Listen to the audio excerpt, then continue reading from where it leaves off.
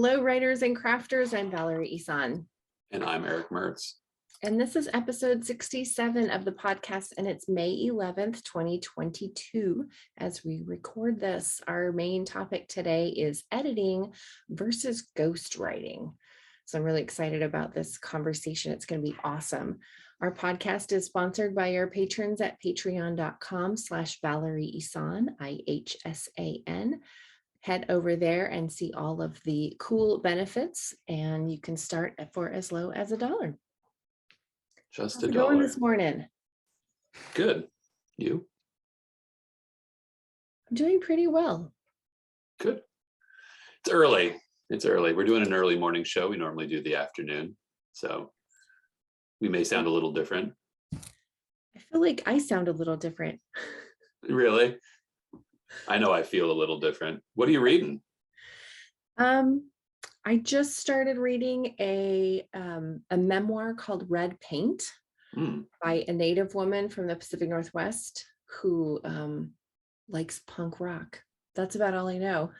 And her name is Sasha, and then a Native name that I cannot pronounce and has letters in it that I don't even recognize. So that's interesting because my son and I just got a book that had words with letters I didn't recognize, and he kept asking me what it said, and so we had a long conversation about there's different alphabets out there, so it was kind of fun. I just realized why it sounded funny, and that's because I had the wrong speakers going on. I wasn't hearing you I was hearing you from the from the whole computer. All right. What are you reading? I just started reading a book called The Shadow of What Was Lost by James Islington. It's a big, thick fantasy doorstop book, and comes highly the Lycanius trilogy. So I'm kind of looking forward to knocking out a summer trilogy. Cool. Something big in fantasy. Big in fantasy? Yeah, there's an urge sometimes just to grab one of those big books and like own it. And so I've been looking at this one for a while. And so, yeah, it might take me a couple of weeks to finish it. It's one of those books. I won't feel humble. I won't feel bad if next week I announce that I'm still reading it. Still reading it, yes. Yeah. Well, I just finished a thriller by Carter Wilson. I heard him interviewed on, I think it was the Writers Inc. podcast. I can't remember now, actually. I listened to so many podcasts, I don't remember which one it was. But it was, I don't usually read thrillers, but this was a psychological thriller, which is more my jam. Yeah. In the thriller realm. I don't like grit, I've discovered. I just don't I don't like gritty stuff. So how would you define grit? Like Walter Mosley. Okay. Yeah. Or, something that's like Dennis Lehane writes mystery thrillers, but they're, for me, usually depressing, like they're riveting, they're interesting, they're well written, but they usually end up with such an ambiguous ending that I'm like, I don't know. It just really is a downer for me. I can see that. So yeah. Mystic River's not an upper. No. So yeah, when it comes to thrillers, or actually any novel really, for me, the less gritty the better. I mean, I like fast pace, I like riveting, I like, who doesn't, right? Right. But I've discovered that psychological thrillers or suspense novels are good, but they don't have like the drug deal gone wrong and the shooting and it doesn't have the gritty stuff, the crime dramas, the drug kingpin. Yeah. I don't even know the words for that realm. Right. Yeah, I think we could talk about this for a while too, but like everything else, this is a bigger topic. But I think that sometimes grit is an element in a story that's not added to a story that's not necessary. I think a lot of stories would be cleaner if the author just kind of got through that and just got to the character and all those side roads into like the crime that went wrong and the all that stuff can, to me, yeah. I guess I don't like grit either if it's not necessary. When I think of grit, though, it's funny you say that. I think of Charles Bukowski. You know, he's a surly man who drinks a lot and he's unrefined. Like that's the grit, character grit that I like. So Yeah. And then you also have the grit that's like the, I don't know, true grit, the Western, where you've got like the chutzpah, right. I like that kind of like character grit. Yes. But and for those who aren't watching, like Valerie just did a lot of motioning, if you're just listening to this. So I feel the same way. I get fist pumpy about that stuff too. I'm also listening to, when you talk about podcasts, I'm listening to, do you listen to story podcasts, like narratives, story podcasts? I listened to Stephanie Bond's Coma Girl for a while, but no, I don't listen to fiction podcasts as a rule. I just jumped back into The Old Gods of Appalachia, which is sort of a horror, like, rural turn of the century horror thing. And it's riveting. Like, I actually can't listen to another. I had the choice between finish the last book I was reading or listen to another podcast of that. And I chose the podcast. So it's an interesting storytelling medium. I have to say it's compelling in a lot of ways. Well, we should probably get into the topic today. Let's do it. So much to talk about. So editing versus ghostwriting. I know you are a professional ghostwriter, so I'm sure you'll have a lot to say about that. Don't have a lot to say. I have nothing to say. I'm just kidding. I'll always have a lot to say. And I'm a professional editor. So I think I would like to start by saying there's a lot of different kinds of editing. Right. And so if you're coming at it as a young writer, and young as in like this is your first book and you haven't had the experience of going through the editing process, it isn't just having a beta reader read your stuff and tell you what you should change and then you're done, or even hiring an editor and then changing some things and then being done. It's really not like that. There are several passes that you yourself as the author should go through. And, we've talked about the story rubric before. So looking at all of the elements, and then if you have those areas of weakness, like for me, it's setting. Right. So after I write the book and I clean it up a little bit, I know I have to go back through and add setting to the whole thing. So that's an editing pass that I do personally. Right. And after it is as done as you can make it, then you can send it to a developmental editor or get a story analysis or a book doctor. There's a lot of different vocabulary. And I think that sometimes that's confusing too. And sometimes like line editing and copy editing in my mind are the same thing, but in others it's not. So developmental editing, book doctoring, those are kind of synonymous. Story analysis. Wait, you said book doctoring? Yeah. You see that term? Mm-hmm. I've never seen that. Oh, I see it all over the place. I'm looking in the other corners of the internet than you are. So do people, now I'm going to ask you some questions. So I would look for a developmental editor if I was in that place. That's what I would search. But do people who do book doctoring, do they define do they define it differently than would say a developmental editor?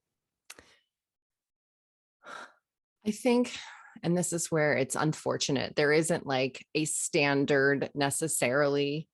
I mean, if you can go to the Editors Guild website, you'll probably get, more standard verbiage. But when I think of book doctoring, I think of kind of a combination of developmental editor and story analysis. So when I do a story analysis, like when I did that with you, I read the whole book and I kind of like, I hate using the words grading and rating, but I just looked for areas. It's an unfortunate, necessary vocabulary, grading, rating. Yeah. So I just sort of like looked for places where there could be improvement in a general macro sort of way, not general, but macro sort of way. So, like the dialogue in the whole manuscript can be up or down, can you do a little bit more of this? And you can increase the pacing if you, do this. And we talked about emotional tone a couple of weeks ago. So those little elements. And so when I do a story analysis, I just look at all those elements and say, thumbs up, thumbs down, tweak here, tweak there. but I don't give you necessarily specific places. Like on page 86, I Right. think this paragraph should be moved to chapter 42, because, you know, that to me is more developmental editing, where they really like reconstruct your manuscript kind of for you. And that's less story analysis, although story analysis would necessarily be in there Right. Right. for the development. And so book doctoring, I think, is kind of a combination of the two. Like they still do the story analysis, but they might work with you a little bit more coaching wise, you know. Right. That's kind of the way I see it. But again, like another editor or another book doctor is going to have a different definition. So just doing your own personal research and talking to individual editors would probably be the best bet. And you just brought up what I think is a great resource, and that's the Editors Guild. I when people come through my site looking for, and they're confused about what that is and what they should pay and blah, blah, blah. I end up sending them there because I feel like that is, you get the market rate for what you're supposed, what that's supposed to cost. Because I've seen a lot of people in those, you know, advertising, developmental editing, who are want to charge like unheard of rates. And so I think it's just good to orient people. And that's what I think all of our freelance industries need, right? Is something to like, this is what it should be. Like the other This things range. are outliers. Yeah. Yeah. And that's then interesting. It's interesting. I didn't know that I would not have made that distinction between the two, doctoring and editing. yeah, and I just want to caveat, like that's sort of my opinion as an editor. Right. Yeah, I So- bet you if you did a Google search of story doctoring, you'd find novel doctoring, fiction doctoring, you'd find widely different job descriptions and rates and things. And that's part of the whole looking for a provider for your project, right? You're always, you know, there's a skill there that's like how to figure out what you need, who to go to, and what you should pay. Those can be really challenging steps. So yeah, and I like looking for my own manuscripts. I like thinking about it in terms of having a team of freelancers that, you know, we all work together to create this really awesome product. So I'm going to do the legwork. I'm going to write the draft. I'm going to do a lot of self-editing, and then I'm going to hand it to someone that can analyze it. right. You know, a fellow editor that can go through and give me the thumbs up, thumbs down, look at the stuff that I'm too close to see. And then I'm going to tweak it according to their comments. And then I'm going to send it to a line editor. And the line editor is the sentence structure editor. So they're going to look at grammar. They're going to look at, this is a really awkward sentence. Can you say this simpler? You know, and then after you make all those changes, then you need a proofreader. Some authors are fine with using the same line editor and proofreader, the same person, to do both of those jobs at different times, you know, do the line editing, and then the author makes the changes, and then it's sent back to the same editor to do the proofreading.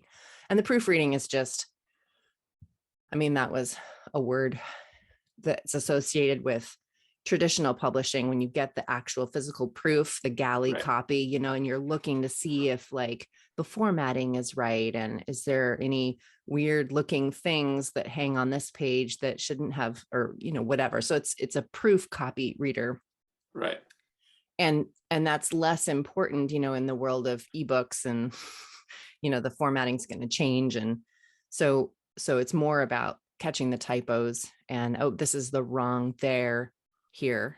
Right. That Because sort of your thing. spell check will notice that there and there, they're spelled correctly, but the usage is what matters. And you said something, it's not as important. Let's just say having a well-proofed copy, a properly proofed copy of your book is very important, because that is, you do not want reviews from readers that say, wow, looks sloppy, because they should be focusing on your story. I think what you're saying is it's less important, like the physical manuscript look is format. Yes. Yeah, formatting is less important, because if you don't know, the ebook the e-reader really drives the formatting of the book. Like I have my e-reader set a certain way, that does the pagination, that does the size. So you're really less, it's not like when you pick up a physical book today, like of old or even today, and you look at it and say small print or large print or those kind of things. It's the ebook does a lot of that for the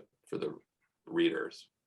And in terms of finding those typos, that's why some authors prefer to use a completely different person as the proofreader. So you have as many different eyeballs on your manuscript as possible before publication, because inevitably, you're just, you're not going to see it.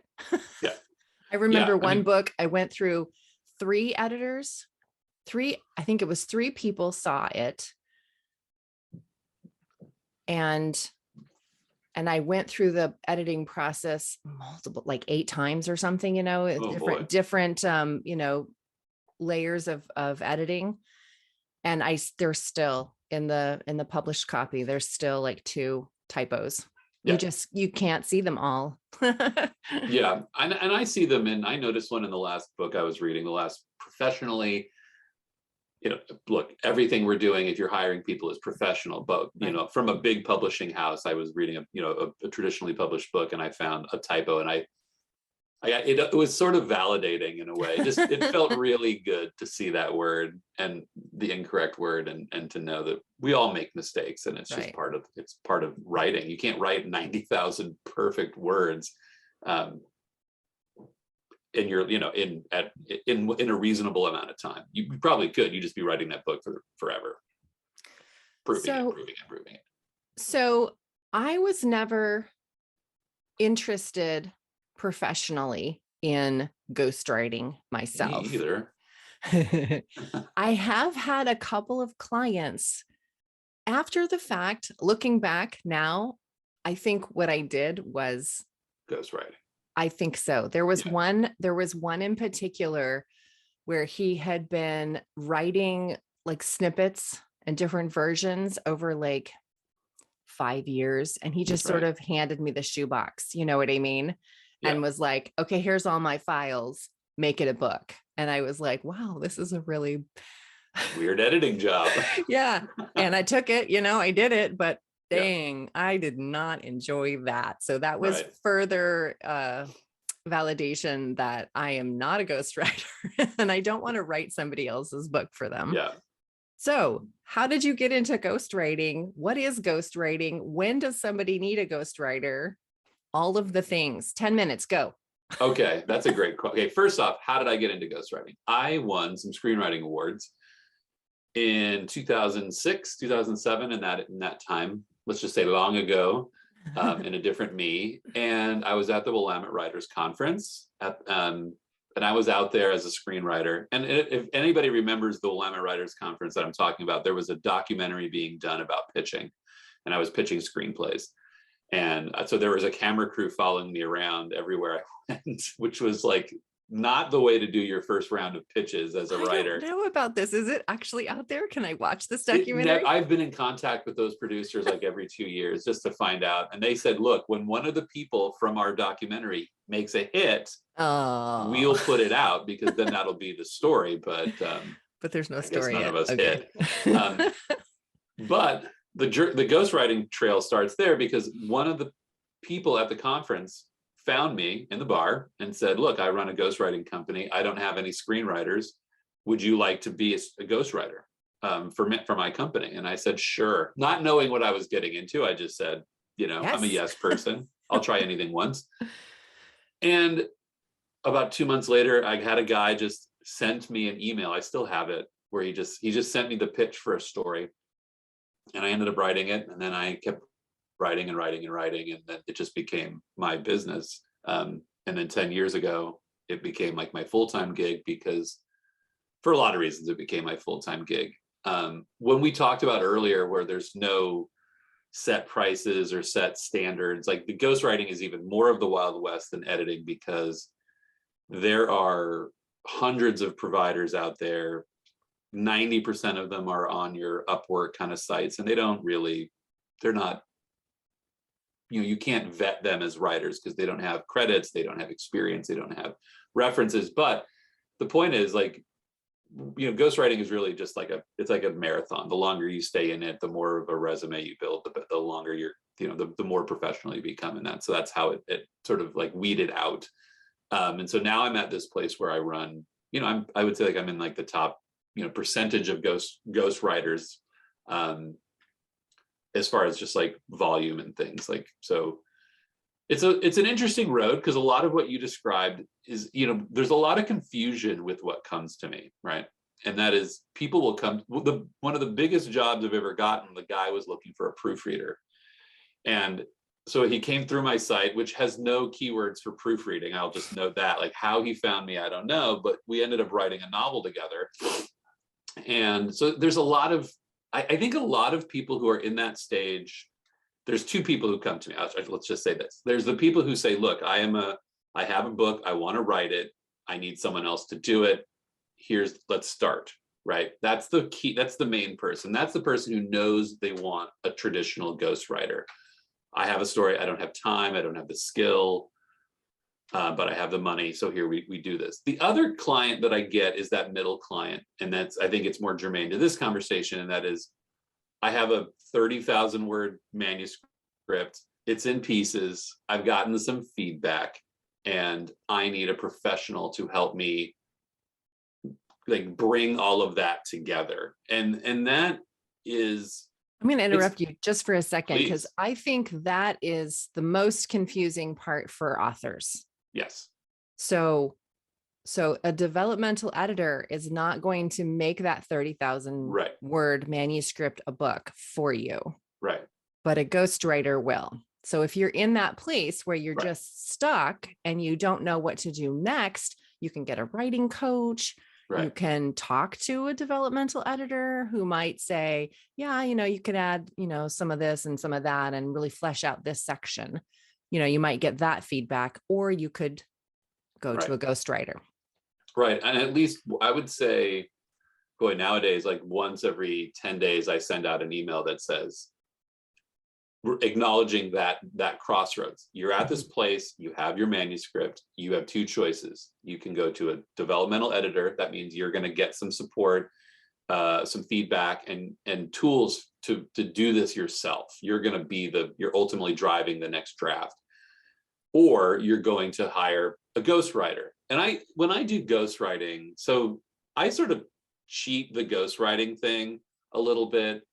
I tell all of my clients that I'm not just going to do the dirty work of doing the writing. I do a little bit of both. So I'll take a client's, and I don't do this so much anymore, but this is not a big part of my business. But when I do it, I'll say, look, I'm going to take the book, I'm going to involve you in each of my writing stages. So I'm going to diagnose it, like here's what I would do, and I'm going to talk to you about that. I'm trying to educate that client on, hopefully this is book one of many. This is not just a one-shot deal in your writing life, and I'm going to hopefully, you're not going to need me the next time. I want to show that client that it's not easy, but if you're following some good advice, there's a path to get there. So I try to do a little bit more of.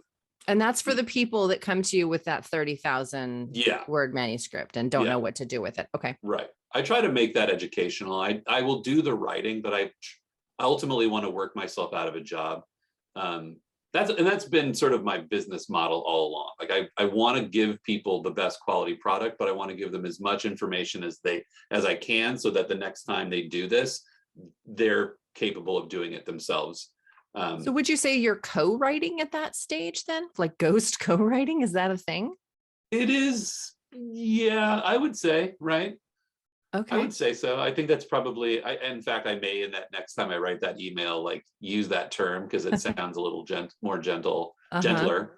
And I think a lot of ghostwriters don't want to do this because these are paying clients, right? They want, they don't want to like lose out on business, but I feel like it's best to enable someone to write better, empower someone to write better, than it is to enable them to hire me a second time. So yeah, people, I think there's two places where I would say, like, I would be, if you're a series writer, if you're one of these people who's putting out a lot of books, and because I think this is what the Stephen Kings of the world are doing, right? There's no way with the amount that like King and Kuntz and some of these other big authors in the traditional world and the bigger authors in the indie world, you can't go through all these stages that you're talking about. You can't, because it takes months. You know, you'd be doing too much of the work. So I think a lot of the bigger professionals out there have a ghostwriter. They write that first draft, and then they get that ghostwriter in to implement the changes to that knows the voice, that knows the story. So I think that's a time when you want a ghostwriter. If you're going to be high volume and you want like what you talked about, like a publishing partner, someone who's going to be with you along for that ride, you may want a ghostwriter who's going to come in and like, all right, you're going to come in and you're going to implement those developmental edits that I get from my developmental editors. And that's what you do. The other time that I think a ghostwriter comes in, and this is actually more like what I like to do, and that is I have an idea for a story. I want it to be like this. I can't like that sort of like, I'm going to ghostwrite the storyline with you, right? I'll take that genesis of an idea. I'll help you break it down. These are the cool characters. Here's how to make that a 1-book, 3-book, help that person create the ultimate story map. Mm-hmm. That's probably also, again, for those people who are looking big, longer term, might be where you want a ghostwriter, someone who's maybe read a little more, written a little bit more, and understands how to sustain a narrative for the length of time that you are envisioning. Yeah, I think that more professionals than ghostwriters can do that part where you're helping to create a world or whatever. Yeah. Well, one of my early clients was a romance writer, and she was putting out a book every month. And she had like 4 people, she had someone developing a storyline for her, feeding it to her so she could write it. Then she had a ghostwriter implementing the changes, and then all the other people down the line, the other editors. And so the book would be coming, everybody would be working like a book. You'd be working on developing book 1 while she's writing book, mm-hmm. Or wait, in reverse, right? So she's always got 4 books moving, and so they're just always coming out. That you need a pro. You need someone to help you with that. But yeah. So you wrote a book about when to hire a ghostwriter. Yeah. Yes. Why don't we put that in the show notes for today? You should. So folks can check that out. And is that where can they find that? They can find that on my website. Okay. www.ericmertzwriting.com. It's all over the site. It's on almost every page. I'll give you a link to the book funnel, book page for it. But really, like, the book is How to Hire a Ghostwriter. You read it, you edited it. Mm-hmm. So if you like the writing, that's me. And if you like the polish, that's Val. She brings that to everything. I wrote that book, and I don't want to sound like I'm talking poorly of my fellow ghostwriters, but I feel like there's a lot of ghostwriters. They either charge an arm and a leg, and without giving the client, the information, or they're not polished, or they're not. This is a book that's going to say, here's how you interview a ghostwriter. Here's the questions you should ask me. Here's the questions you should ask anybody. It covers everything from cost to process to, ownership, all that stuff you need to know. Excellent. Well, thanks for talking with me today about editing and ghostwriting. So much fun. It is. Have a great day. Have a great week writing, y'all. And we'll see you next time. See you soon. Bye-bye. Bye-bye.